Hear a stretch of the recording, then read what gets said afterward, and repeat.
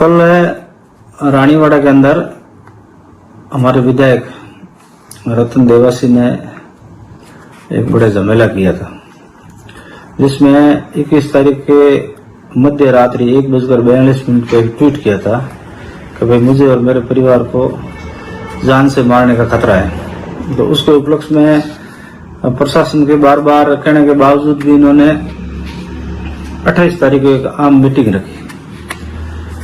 तो उसमें ट्वीट में ये था कि भाई मुझे एक पूर्व मंत्री, उसके पुत्र, सुंदा माता के ट्रस्टी और कुछ आला अधिकारी धमकी दे रहे और मेरे परिवार को खतरा है। तो कल मीटिंग करी तो उसमें ऐसा तो कुछ नहीं निकला। नेताजी के 52 मिनट भाषण के अंदर सिर्फ गोल गप्पे ही निकले और दे दे के इसने सारे आरोप मेरे पे गढ़े, जो हमारी मतलब राजनीतिक वैचारिक मतभेद पिछले 4.5 पौने 5 साल से चल रहे हैं। 10 दिसंबर 2020 से लेके आज दिन तक। तो उसके दौरान मैंने विधानसभा चुनाव में टिकट मांगी, लोकसभा में टिकट मांगी, तो नेताजी को अखर गया कि भाई एक फफूंद पैदा हो रही है।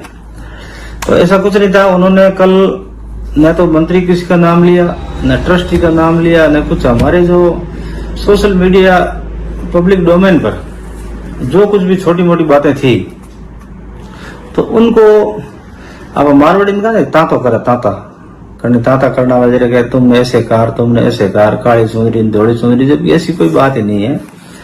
सिर्फ नेताजी के घर परिवार में कलह चल रही है। बच्चा मान नहीं रहा है, बच्चा उल्टी सीधी वीडियो डाल देता है किसी के साथ। वो नहीं जाना चाहिए व्यक्तिगत जीवन में उनके, लेकिन और भाई से भी कम बन रही है। प्रॉपर्टी में इन्वेस्ट हो रहा है, लंबी चौड़ी प्रॉपर्टियां हैं जो किसी महाराज जी की दी हुई दान की प्रॉपर्टियां हैं। तो वो लंबा चौड़ा विवाद है। वो अगर दान का धन है और किसी महाराज का और बनियों का है तो वो फिर घर में तकलीफ तो करेगा ही। वहां कोई साधु संत पैदा थोड़ी होंगे, ऐसे शिलाजीत बेचने वाले पैदा होंगे। तो वो एक झगड़ा है। और दूसरा राजनीतिक वर्चस्व है। अब उसे और एक इनके छोटे भाई ने अंतरजातीय विवाह कर लिया, तो समाज के अंदर लोग प्रेशर शुरू हो गया और लोगों ने प्रेशर बनाना शुरू कर दिया कि भाई आप समाज की बेटी को छोड़कर और किसी अन्य समाज की बेटी लाते हो ऐसी कास्ट की, तो फिर समाज का क्या हुआ। तो इस तरह से समाज ने दबाव बनाना शुरू किया। नेताजी ने ध्यान डाइवर्ट करने के लिए ये सब नाटक किया, जो मेरे पे पूरा ठीकरा फोड़ा है। मैंने पूर्व में भी कहा है, 2 वीडियो में और जारी किया था। तो डूंगर जी, आपको भी मैं कहना चाहूंगा आपके चैनल के माध्यम से कि प्रशासन भी निष्पक्ष जांच करे। अगर वास्तव में नेताजी को खतरा है और उन्होंने ट्वीट कुछ किया और बताया कुछ, आपने मारवाड़ी में कहने बताओ बीजो गालवार बीजो, तो जो कियो जाने, तो मेरे बात में कोई दम नहीं है और पूरा ठीकरा फोड़ा। और अगर नेताजी में बातों में दम होता तो यहाँ कांग्रेस विपक्ष में राजस्थान में और महज गुणसितर एमएलए में से एक एमएलए को अगर जान का खतरा है, तो आप क्या समझते हो भारतीय जनता पार्टी की सरकार की 12 बजा देते हैं।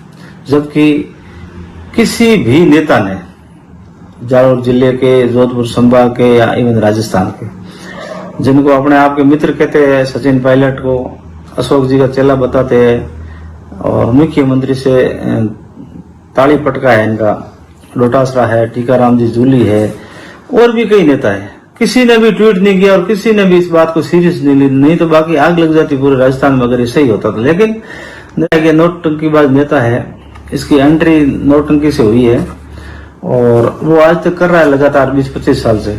अब मामला पुराना पड़ रहा है, इनके साथ रहने वाले लोगों को ये टारगेट करता है। हमने तो 20 साल सेवा करी, इसको एक माँ जो बेटे की तरह पालती है, ऐसे हमने पाल के इसको राजनीति में बड़ा किया और उसके बाद हमको ये सिला दिया है। तो जो साथ में खड़े हैं उनको भी मैं कहना चाहता हूं कि ये किसी का नहीं है। और मैं एक बात छत्तीस कौम और सभी समाजों से कहना चाहता हूं, क्योंकि आजकल एक समाज शब्द बहुत ज्यादा विख्यात हो गया और समाज शब्द को इतना भुनाया गया है कि उस पर बात करना हर आदमी को करना पड़ता है। तो देखो, ये न तो समाज की लड़ाई है, न विष्णु समाज की है, न देवासी समाज की और न किसी अन्य समाज की। ये लड़ाई सिर्फ वर्चस्व की है। इसने हमको 20 साल साथ रखा और उसके बाद में जब हमारा समय आया प्रधान बनने का, तो इसमें प्रधान नहीं बनाया, वहां से मनमुटाव चल रहा है। और जाहिर सी बात है, जब मनमुटाव चलेगा तो आदमी अपनी जमीन तलाशेगा, जगह तलाशेगा। और इसने ले देकर ये कहा कि सुखराम जी के कान में ये बात करता है। तो जाहिर सी बात है, जिले का धरना था, जिला बनाने में आप थे, हेलीकॉप्टर आप चढ़े थे और जिला बिखेरने में सबसे आगे आप थे। वो दुनिया देखी है, दुनिया को पता है यहाँ पे। और उस पर बात जब हुई तो मैं भी धरने में गया था। जाहिर सी बात है, मैं भी 20-25 साल से राजनीतिक जीवन में हूँ। मैं भी कांग्रेस का ब्लॉक अध्यक्ष रहा हूँ, जिला अध्यक्ष रहा हूँ, विभिन्न सरकारी कमेटियों में सदस्य रहा हूँ, आज भी मैं पंचायत समिति का सदस्य हूँ। तो मैं भी जाऊंगा। अब किसी मुनीम को अगर कोई शेड छोड़ देगा तो वो नौकरी नहीं करेगा, दूसरी जगह भी जाएगा। लेकिन सुखराम जी ने आज दिन तक, सुखराम जी से तो मैं 30 साल से कनेक्टेड में हूँ और आपसे 2003 में कनेक्टेड हुआ हूँ। तो सुखराम जी ने इसलिए पिछले 30 साल के अंदर मुझे कभी हल्की बात नहीं बताई, कभी उसके करना वो करना है।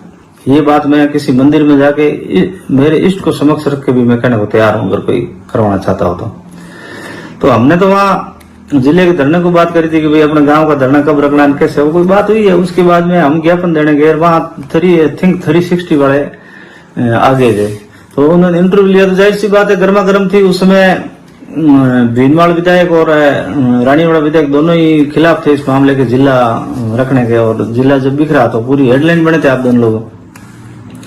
तो मुझे उन्होंने पूछा इंटरव्यू वालों ने, तो मैंने यही कहा था कि भाई अगर जनता के साथ रहोगे तो जनता माला पहनाएगी और गलत काम करोगे तो जनता जूते ठोकेगी।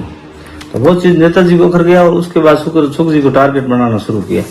तो इसका कोई मतलब नहीं है। सुखराम जी जैसे संत नेता राजनीति में पैदा होना बहुत मुश्किल है। राजनीति में बहुत सारे लोग मिल जाएंगे, लेकिन राजनीति में रहकर संत का जीवन जीना मैं गलत नहीं कहूंगा, क्योंकि हम तो 95 से सुख जी के टच में हैं। इनका पहला चुनाव जब डेलीगेट का लड़े तब से हम इनके कार्यकर्ता थे। 2000 में मैंने भी चुनाव लड़ा, इन्होंने भी लड़ा। मैं रानीवाड़ा से प्रधान का दावेदार था रत्नाराम जी के समय। मैं 66 वोट से हार गया। तो सीटें 19 और 10 आ गई, उसमें 10 और 9, तो 10 बीजेपी की आ गई, 9 हमारी। जो मेरे सामने जीती वो मेरी चाची थी, मेरे कुटुंब की है। तो एक उसको लाके हमने प्रधान बनाया और 9 हमारे पास थे। तो बीजेपी में से भाग तोड़ करके हमने वो उसको बनाया। तो जब से मैं तो राजनीति में। उसके बाद आप जब आए थे तो नेताजी में तो उसमें यूथ कांग्रेस का जिला अध्यक्ष था। उसके बाद 2 बार बना, 2 बार ब्लॉक अध्यक्ष बना। तो मेरी काबिलियत थी। लेकिन तुम्हारे आने के बाद मेरा ऑपरेशन ही हुआ है, मेरी प्रॉपर्टियां बिकी है, मुझे फायदा कुछ नहीं हुआ। तो कुल मिला के जो आपने सुधा माता ट्रस्ट पे आरोप लगाया पवित्र स्थान पर, आपके खिलाफ कार्रवाई होनी चाहिए। सुधा माता ट्रस्ट के लोगों से, प्रशासन से मेरा निवेदन है कि नवरात्रि चल रहे हैं और ऐसे गलत आदमी, जवाबदार आदमी ऐसे गलत कमेंट करता है तो कानून सबके लिए बराबर है। तो इनके खिलाफ कार्रवाई करो। और अगर मैंने इनको धमकी दी है, पब्लिक डोमेन पे जो बातें होती रहती है छोटी मोटी, तो उसको लेकर आप तांता करते हो तो उसका कोई मतलब नहीं है। तांता करने यहाँ तो बहुत सारे तांता है, लेकिन कोई ठोस बात नहीं है। पब्लिक डोमेन पर कोई बात कोई कुछ नहीं है। मैंने आपको व्यक्तिगत फोन किया हो या कोई चिट्ठी लिखी हो,